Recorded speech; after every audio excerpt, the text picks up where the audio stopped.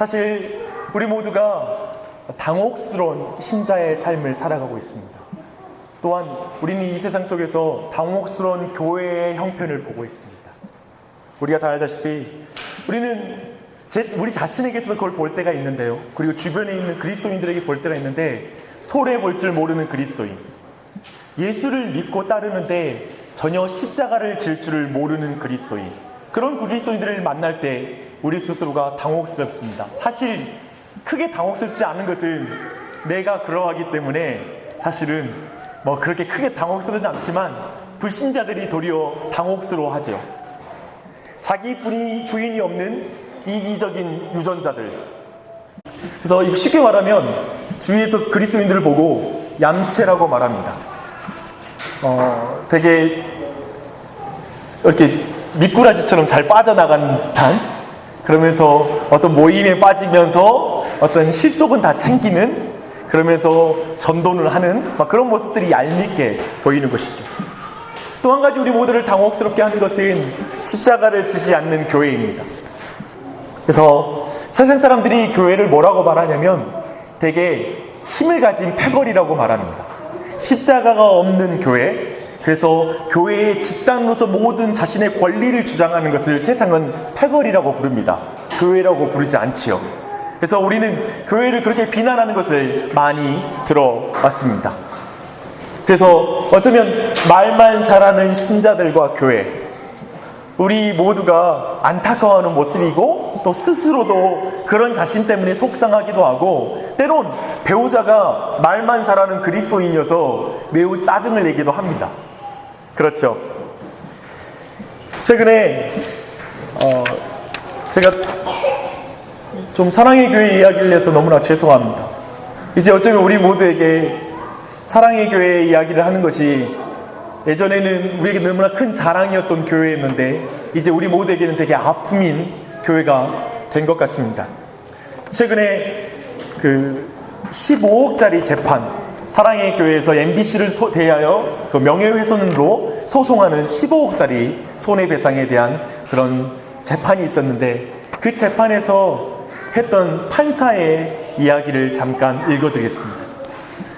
그 법정에 서 있는 사랑의 교회 교회인들을 모두에게 아마도 뜨끔한 말이었을 것입니다. 제가 읽어드리겠습니다. 소송을 하고 있기 때문에 서로 원수 같은 생각이 들 수도 있겠지만, 여러분들은 다 같은 교회에서 열심히 했던 사람들이잖아요. 서로 하나님의 일을 위해서 한다고 하고 있을 거예요. 근데 내 뜻이 꼭 하나님의 뜻이다, 이런 확신을 인간이 할 수는 없잖아요. 상대방이 하는 게 하나님의 뜻일 수도 있는 것이고, 나를 깨우쳐 주기 위해서일 수도 있잖아요. 그러니 서로 미워하지 않았으면 좋겠습니다. 내 뜻에 반한다고 해도 서로 존중하고 좋은 방향을 찾아가는 재판이 되었으면 좋겠습니다, 라고 말했습니다. 근데 제 자신에게 참 마음이 아프게 다가왔던 건 뭐냐면, 교회의 이름이 사랑의 교회예요. 그런데 이 판사는 사실은 전체 이 판사의 입장을 보면 이 사람은 아마도 불신자인 것 같습니다. 신자로서 이 재판을 진행한 게 아니라, 근데 이 불신자가 말할 때 이렇게 말하는 거예요. 서로 미워하지 않았으면 좋겠습니다, 이렇게 말하는 것이죠. 어쩌면 우리는 교회 안에서 사랑의 교회, 그리고 우리 교회 안에서 예수님은 사랑이신 분이야, 교회는 정말 희생하는 곳이야 라고 말하는, 교회를 수식하는 수없이 많은 말들이 너무나 빈 껍데기만 남아버린, 너무나 가난한 교회의 모습, 가난한 신앙의 모습을 우리 모두가 보고 있다고 생각합니다. 그래서 아마도 불신자들은 이런 질문을 하지 않을까요? 기독교인들이 잘못된 것인가? 아니면 기독교 자체가 문제인가? 제가 이런 질문을 받아본 적이 있습니다. 그러니까 하도 교회가 예수가 말한 교회, 성경이 말하는 교회하고 너무 다르다 보니까 말하는 게 뭐냐면, 기독교인들이 잘못된 거냐, 이 성경을 지금 잘못 보고 불순종하는 문제가 있는 거냐, 아니면 성경 자체가, 이 기독교 교리 자체가 심각한 문제 때문에 이렇게 행함이 없는 것이냐, 이렇게 질문하는 것이죠.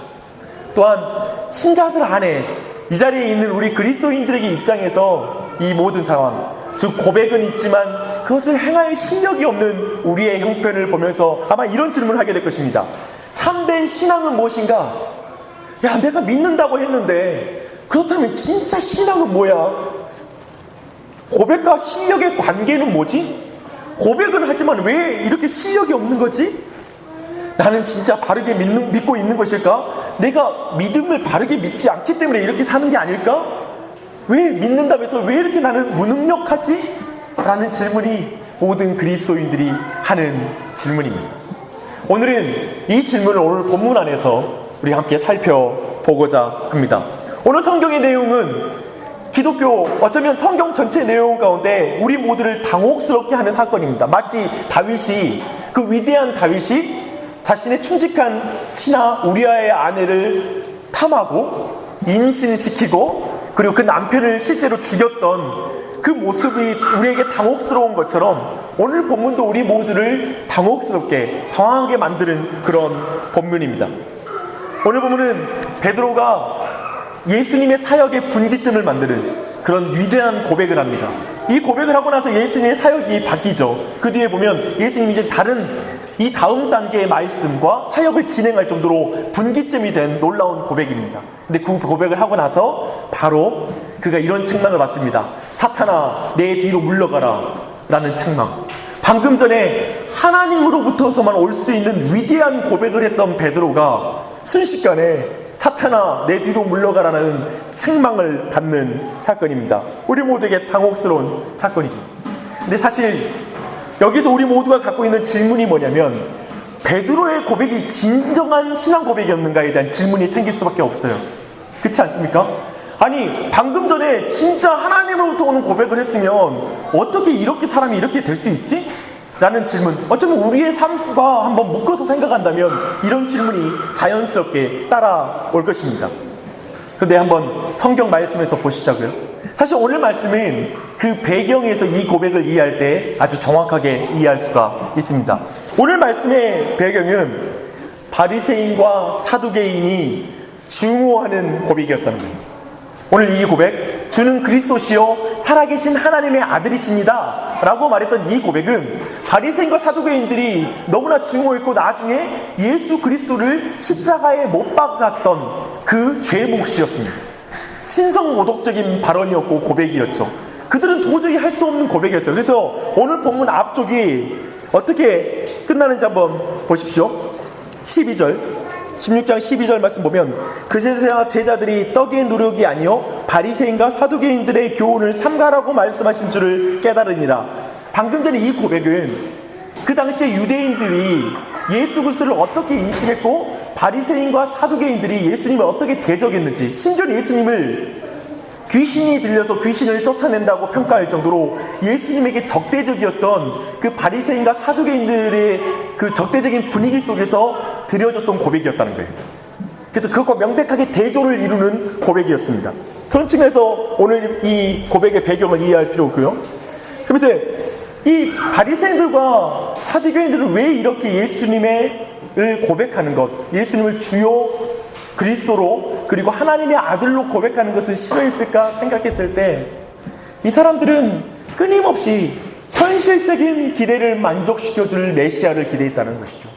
정치적인, 군사적인, 자신에게 해방을 가져올 그리고 경제적인 문제를 해결해 줄 그런 메시아를 기다렸기 때문에 그런 메시아가 아니라면 죽일 수 있는 그런 사람들이었습니다.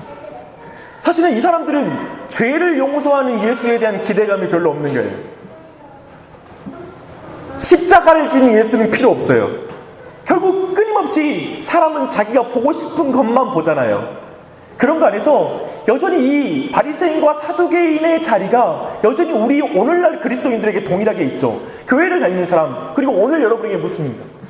여러분이 여러분의 현실적인 기도를 채워줄 예수 그리스도가 기대됩니까? 아니면 여러분의 죄를 용서하시고 여러분을 생명으로 옮기시는, 여러분을 근본적으로 그 절망 가운데 건지시는 예수를 기대합니까? 오늘날도 동일하다는 거예요. 교회를 많은 사람이 다니지만 근본적으로 예수 그리스도께 기대하는 것이 무엇이냐에 따라서 평생 교회를 다녀도 예수 그리스도가 누군지 이해하지 못할 수 있다는 게 성경의 가르침인 것입니다. 그렇기 때문에 이 분위기 속에서 주는 그리스도시요 살아계신 하나님의 아들이요를 고백하는 것은 특별한 것입니다. 그리고 그러한 삶을 살아가는 것은 특별한 것이죠. 오늘날도 그렇잖아요. 그 당시도 그랬단 말입니다. 오늘날 교회 안에서도 종교적이며 현실적이어서 바른 신앙을 고백하지 않는 이들이 있습니다. 교회를 다니지만 끊임없이 예수님의 기대, 예수님이 정말 누구신지에 대해서 깊이 이해하고 교회를 다니는 것이 아니라 그로부터 떠나서 다니는 사람이 너무나 많이 있는 것이죠.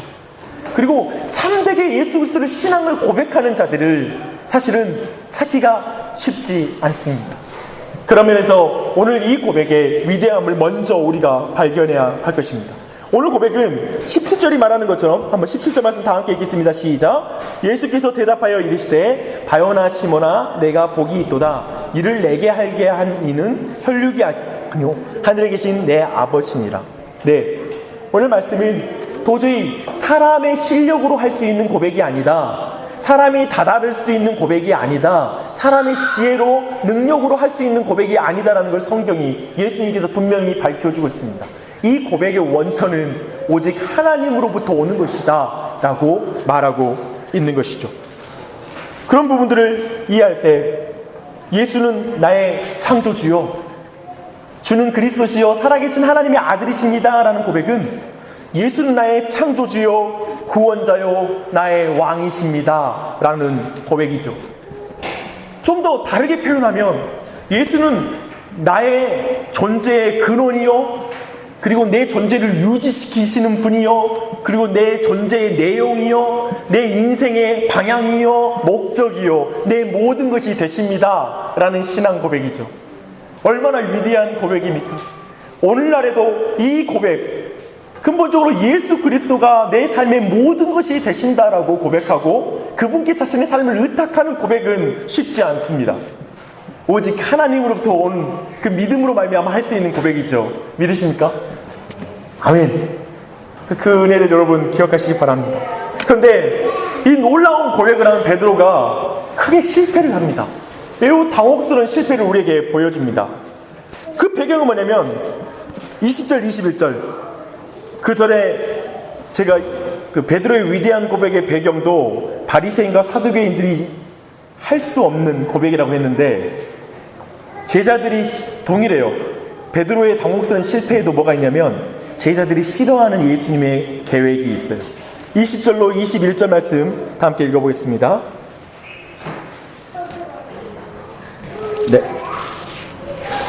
네, 20절. 이에 제자들에게 경고하사 자기가 그리스도인 것을 아무에게도 이르지 말라 하시니라. 이때로부터 예수 그리스도께서 자기가 예루살렘에 올라가 장로들과 대제사장들과 서기관들에게 많은 고난을 받고 죽임을 당하고 제3일에 살아나야 할 것을 제자들에게 비로소 나타내시니. 예수님의 계획, 개인적으로 이제 예수님 좀 이름이 좀 유명해져야 되는데 그렇죠? 이름 좀 날리고 해야 되는데 갑자기 예수님이 별로 이름을 알리지 말라고 하시니까 제자들 마음이 조금 상했겠어요. 그렇죠? 거기에다가 예수님께서 이제 자신이 고난을 당하시고 죽으시고 그리고 3일 만에 부활하신다는 굉장히 당혹스럽고 엉뚱하고 마치 믿기지 않는 좀 미친 소리처럼 들리는 말을 하는 거예요. 그래서 베드로가 격렬하게 반대합니다. 그 표현들을 한번 보십시오.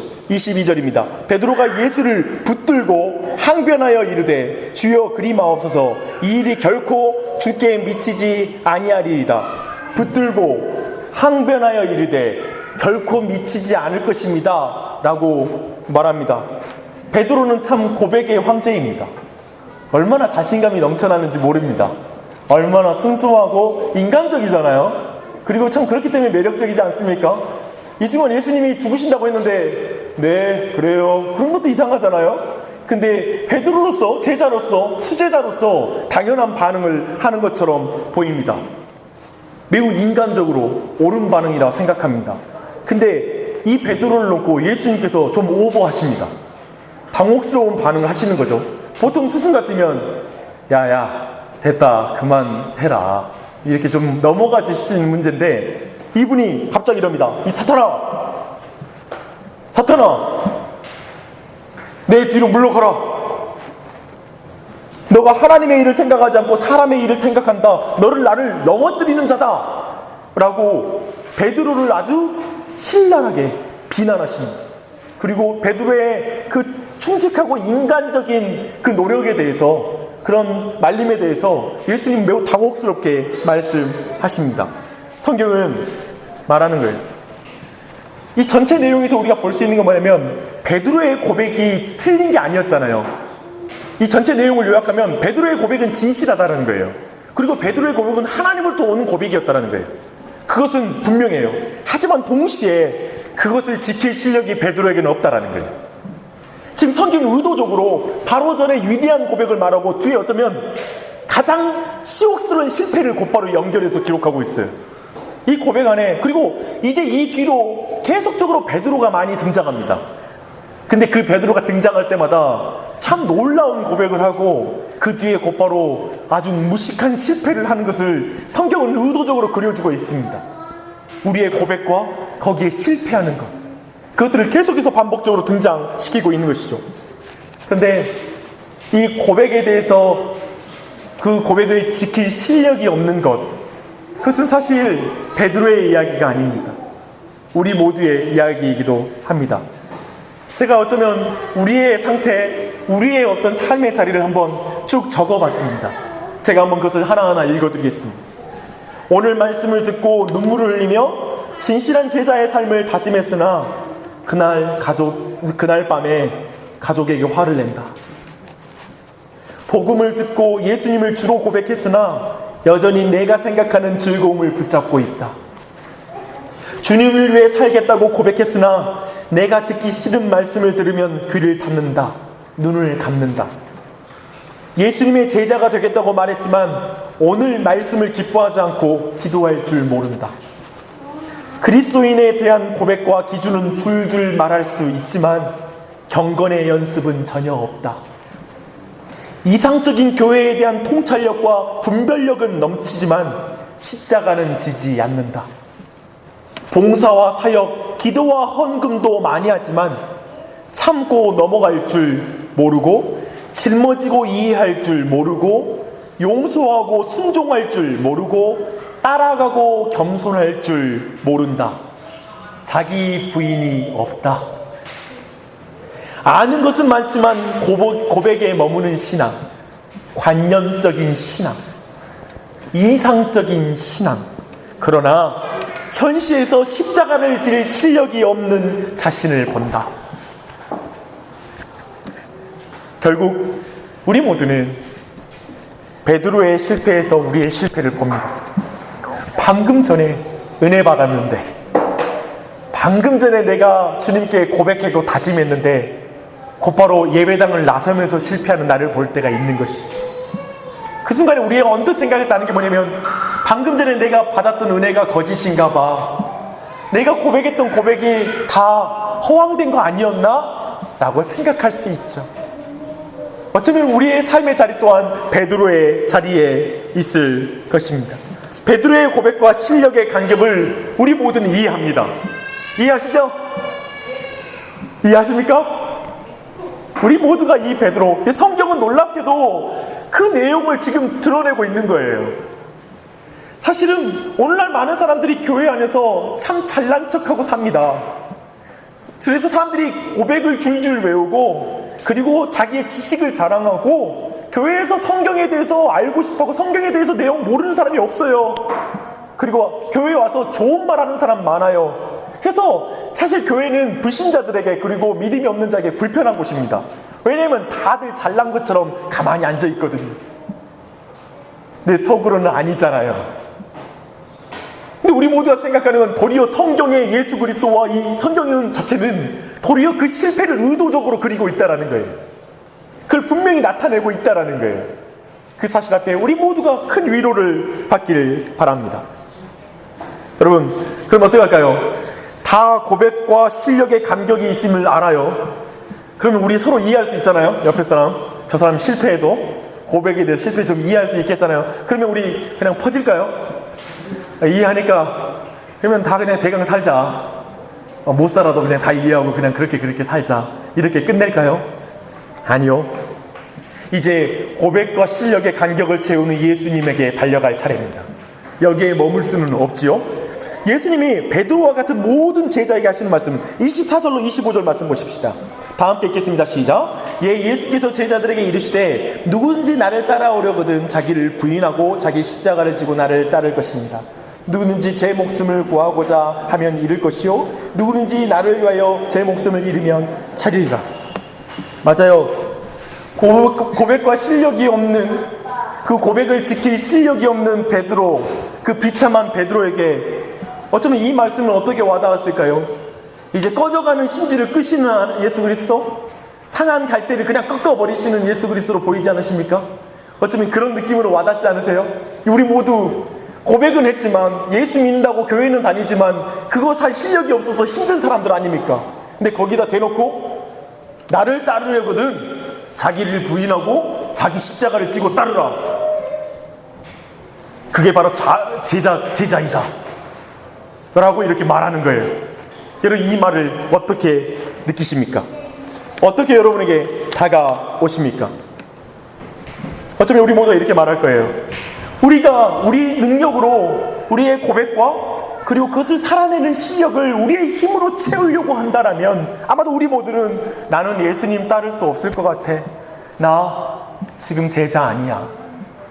나 여기서 어떻게 해야 되지? 교회 다니는 게 불편하다 라고 말하며 그 자리에 그냥 손을 놔버릴 수 있을 것입니다. 그렇다면 어떡할까요? 포기할까요? 이 시간 요한복음 21장 15절로 19절로 가십시다.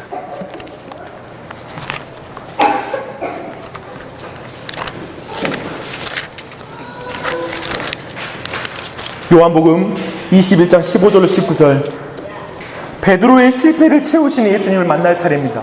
여러분, 아까 말한 대로 이 이후에도 베드로는 고백하고 실패하는데 결정적인 마지막에 가장 수치스러운 또 하나의 실패는 뭐냐면, 예수님이 붙잡히시던 밤에 이제 그분 앞에 베드로는 이렇게 말합니다. 내가 죽을지언정, 이 모든 사람이, 즉 다른 제자들이 예수님 버리고 다 도망치더라도 나는 예수님 지킬 거예요. 결코 예수님에게 이 화가 닥칠 수 없어요 라고 고백합니다. 그때 예수님 말씀하시죠. 이날 새벽에 닭 울기 전에 너는 3번 나를 부인하리라 라고 말씀하시죠. 그리고 베드로는 실제로 그 말씀대로 베드로는 예수님을 3번 부인합니다. 그 베드로는 그렇게 부인하고서 베드로는 어떻게 하냐면 자기 고향으로 돌아가요. 어쩌면 베드로는 자기가 했던 고백 때문에 더 큰 죄책감을 가지고 있는 거예요. 늘 그냥 은혜를 받았기 때문에 더 큰 죄책감을 가지고 있는 자예요. 그래서 그는 그 실패감 가운데 예전으로 돌아갑니다. 과거로 돌아가서 이젠 어부가 되겠다고, 예전에 사람 낚는 어부로 부름받았는데 이제 진짜 물고기 잡으러 다시 들어가는 것이죠. 그렇게 돌아간 베드로를 예수님이 찾아가십니다. 그리고 찾아가셔서 이제 하시는 말씀입니다. 15절로 19절 말씀 제가 읽겠습니다. 그들이 조반 먹은 후에 여기서 부활하신 예수께서 시몬 베드로에게 이르시되 요한의 아들 시몬아, 내가 이 사람들보다 나를 더 사랑하느냐 하시니 이르시되 주님, 그러하나이다. 내가 주님을 사랑하는 줄 주님께서 아시나이다. 이르시되 내 어린 양을 먹이라 하시고, 또 두 번째 이르시되 요한의 아들 시몬아, 내가 나를 사랑하느냐 하시니 이르시되 주님, 그러하나이다. 내가 주님을 사랑하는 줄 주님께서 아시나이다. 이르시되 내 양을 치라 하시고, 세 번째 이르시되 요한의 아들 시몬아, 내가 나를 사랑하느냐 하시니 주께서 세 번째 내가 나를 사랑하느냐 하심으로 베드로가 근심하여 이르되 주님, 모든 것을 아시오매 내가 주님을 사랑하는 줄을 주님께서 아시나이다. 예수께서 이르시되 내 양을 먹이라. 내가 진실로 내게 이르노니 내가 젊어서는 스스로 띠띠고 원하는 곳으로 다녔거니와 늙어서는 내 팔을 벌리리니 남이 내게 띠띠우고 원하지 않는 곳으로 데려가리라. 이 말씀을 하시면 베드로가 어떠한 죽음으로 하나님께 영광을 돌릴 것을 가리키심이로라. 이 말씀을 하시고 베드로에게 이르시되 나를 따르라 하시니.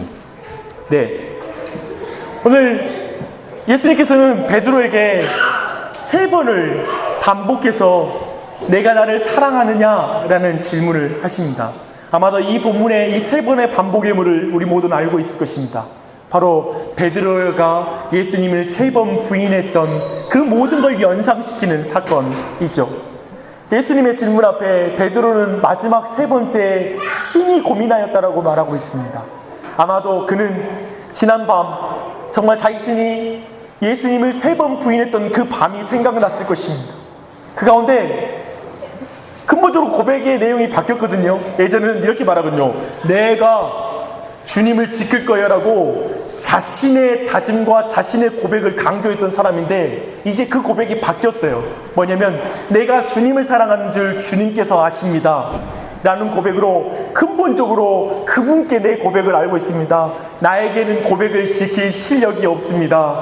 내 열정으로 고백할 힘은 없습니다. 하지만 그래도 난 주님 사랑하는 걸요, 부족한데도 주님 사랑하는 걸요 라는 고백이 있는 것이죠. 나 3번 계속 실패하는 나인데도 저 주님 사랑하는데요 라는 고백을 드리는 거예요. 그 고백을 드린 자에게 예수님께서는 다시 사명을 회복시키십니다. 사명을 주십니다. 그의 삶을 일으키시죠. 근데 자세히 보십시오. 이 고백과 이 젊어서는 네가 원하는 대로 갔지만 늙어서는 이라는 말을 뒤에 표현하고 있습니다. 늙어서는. 그럼 그 사이는 어떻게 될까요? 베드로는 어떤가요? 젊어서는 자기 마음대로 자기 고백대로 말하면서 실패하는 인생이었으나 늙어서는 네가 띠띠우고 네가 원하지 않는 곳으로 가리라는 이 말씀 안에 이 사이의 간격 말입니다. 여기를 채우는 분은 누굽니까?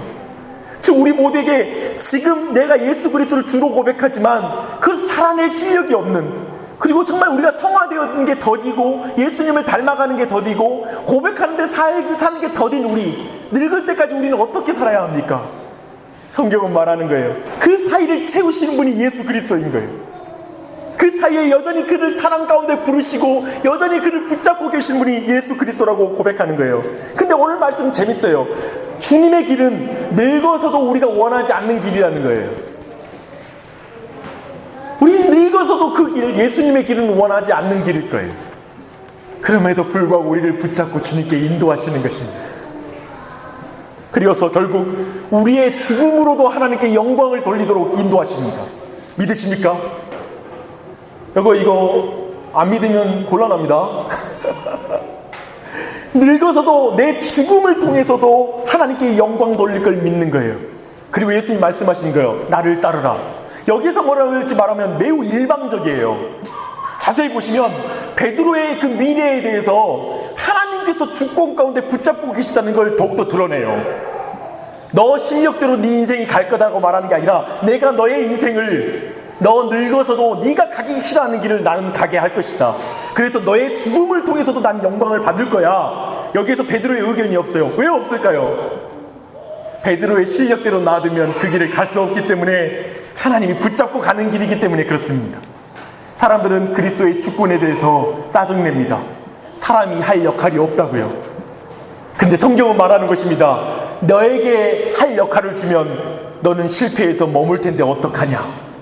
내가 너를 안고 가야지. 내 자식인데. 사랑하는 여러분, 그게 신자의 길인 것 같습니다. 그렇죠? 우리의 고백과 우리의 실력의 그 간격을 채우시는 예수, 그 인격적인 존재 말입니다. 그분이 계시는 게 우리의 소망이죠. 아멘. 우리는 신앙의 원리와 원칙과 다짐과 실력으로 우리의 신앙의 완성이 이루어지는 게 아니라 그 예수가 나와 함께 하시기 때문에 그 길을 걸어가는 것이죠. 아멘. 아멘. 그것입니다. 그래서 우리 모두의 질문, 어쩌면 오늘 제가 설교할 때 서론 가운데 했던 모든 질문에 대한 대답을 이제 마지막 적용점으로 나누고 말씀을 마무리하겠습니다. 그 첫 번째 질문 이것이었습니다. 기독교인들이 잘못된 것인가? 성경은 말합니다. 맞다. 기독교인이 잘못된 것입니다. 기독교 시작부터 이 문제가 기독교인들 안에 있었습니다 라고 성경이 말하는 거예요. 심지어 예수의 수제자 안에도 고백을 살아내지 못하는 실력 가운데 있던 자가 있는데 그가 베드로입니다. 베드로는 모든 제자의 대표이지요. 그래서 성경이 도리어 그걸 증거하는 거예요. 맞다. 기독교 안에 초기부터 이 신자들 안에 문제가 있었다. 바리새인과 어쩌면 바리새인들과 동일한 문제를 가지고 있었다. 그 문제는 무엇입니까? 승리와 성공과 능력에 집중된 나머지 십자가를 지신 예수님은 없어지고 예수 믿는 것도 세상적인 목적을 이루는 방법이 되어버린 그런 자리 말입니다. 여전히 자신이 왕이 된 사람들, 여전히 예수님이 내 주인이 아니라 여전히 내 자신이 왕이 되어서 살아가는 신자의 위치, 그 불순종, 그 자리를 우리 그리스도인들이 가지고 있다는 것이죠. 그 위대한 고백을 하면서 말입니다. 그렇다면 그러면 참된 신앙 고백은 뭡니까? 라는 질문이 따라옵니다. 그러면 참된 신앙이란 무엇입니까? 그런 세상에서 철저히 승리와 성공과 능력에 집중되고 그것을 채워지는 예수를 기대하는 세상 속에서 이렇게 말하는 것이죠. 예수는 왕입니다. 예수는 나를 모든 죄로부터, 내가 죽음으로 끝날 수밖에 없는 운명으로부터 나를 죄로부터 구원하신 왕이십니다. 구세주이십니다. 라고 고백하는 것. 이 세상 속에서 그걸 외치는 것. 그것이 바로 참된 신앙의 고백인 줄 믿습니다. 그래서 이 사람들이 이렇게 말해요. 도리어 내가 틀렸지 말씀이 틀리지 않았습니다. 내가 문제이지 예수님이 문제이지 않습니다. 내가 어려워하는 것이지 성경이 어려운 게 아닙니다. 이렇게 고백하는 것이죠. 그렇다면 고백과 실천은 무슨 관계입니까? 라는 질문이 나옵니다. 신앙 고백은 우리의 입과 몸으로 하는 것입니다. 그런데 입으로 칭찬받는 신앙 고백을 할 수 있어요. 그쵸? 우리가 인정받는 신앙 고백을 우리 모두 할 수 있습니다. 하나님이 주신 신앙 고백이 우리 안에 있을 수 있습니다. 그러나 구체적인 삶에서 몸의 저항에 영이 굴복할 수 있습니다. 우리가 육체의 소욕을 따라 살아갈 수도 있습니다. 참된 신앙 고백을 하면서 그걸 오늘 본문이 말하고 있죠. 그래서 예수님께 우리는 책망받을 수도 있습니다. 이 땅에서 우리 모두는 징계받을 수도 있습니다. 그렇기 때문에 성경은 말합니다. 자기를 부인함으로 몸으로도 신앙을 고백해야 한다고 말하고 있죠.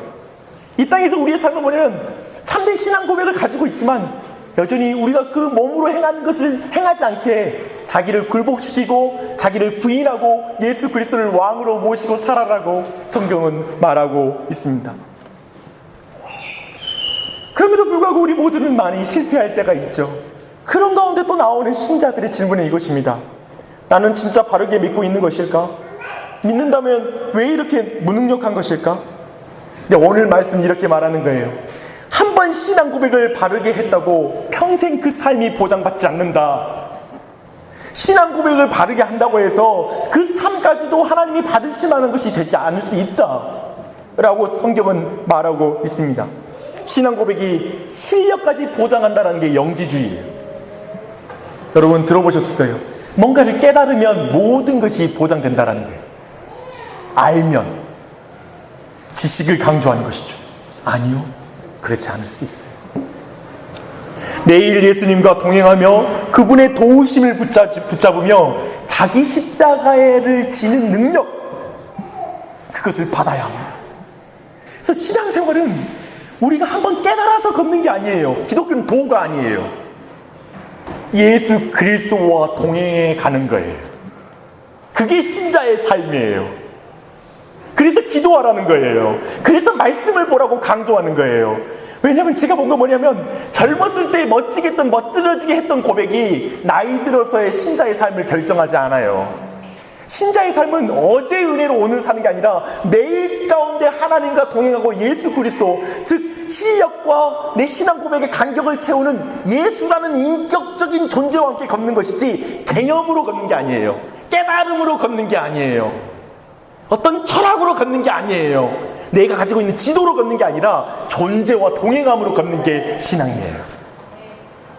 그렇기 때문에 기도하라는 거예요. 그렇기 때문에 매일 말씀을 들어야 된다고 말하는 거예요. 저는 목사로서 늘 그걸 경계합니다. 목사처럼 예전에 있었던 모든 신앙의 체계와 내용을 가지고 그냥 입으로 떠벌리면서 교회 할 수 있는 사람이 어쩌면 그런 직업이 없을 것입니다. 목사가 하나님과 동행이 끊어지면 어떻게 되겠습니까? 아마 좋은 설교도 할 수 있어요. 아마 여러분의 지식을 깨는 말도 다 할 수 있어요.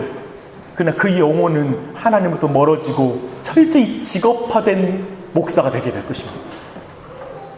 매일 동행하는 것 외에는 방법이 없더라고요. 제가 그래서 어쩌면 저 같은 경우는 아침 기도회가 아마도 아무도 없어도 이제 아침 기도회를 저는 일부러 너무 지키고 싶었어요. 왜냐하면 저 같은 경우에는 그 시간이라도 없으면 나는 잘 안 되거든요. 저를 일부러 구조 속에 밀어넣어요. 일부러 나는 그 시간 속에 넣어요. 왜냐하면 그거라도 없으면 나는 안 되는 게으른 사람이니까. 여러분, 이 사실을 기억하십시오. 기독교 자체의 교리가 문제입니까? 마지막 질문입니다. 그런 거 있잖아요.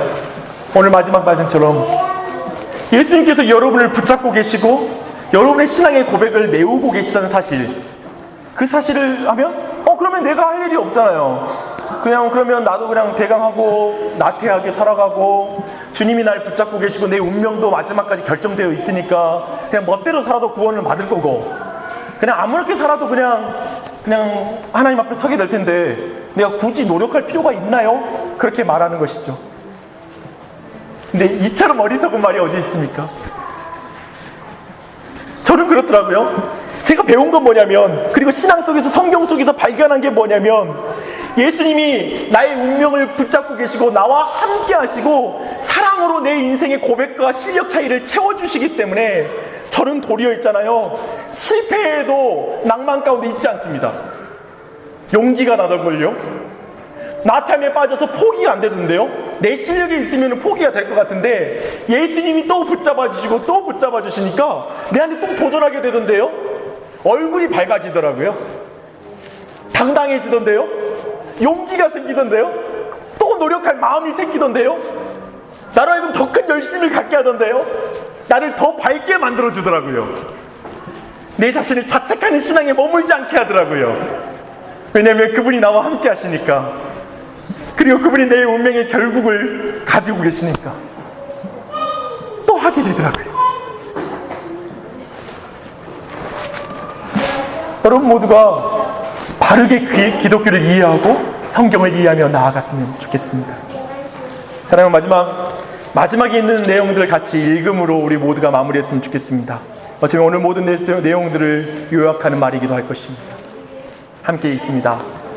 교회는 자기 고백과 통찰력, 입과 성과로 분만 세워지지 않습니다.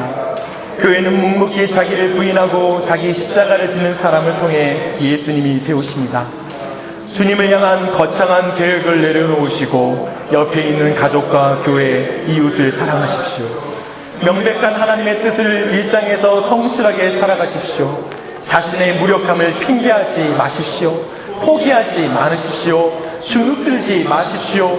예수님이 당신을 포기하지 않고 사랑하시는데 그럴 수 없지요. 어깨를 펴십시오. 당당하십시오. 일어서십시오. 다시 고백하고 기도하며 제자의 길을 걸으십시오. 아멘. 아멘. 기도하겠습니다.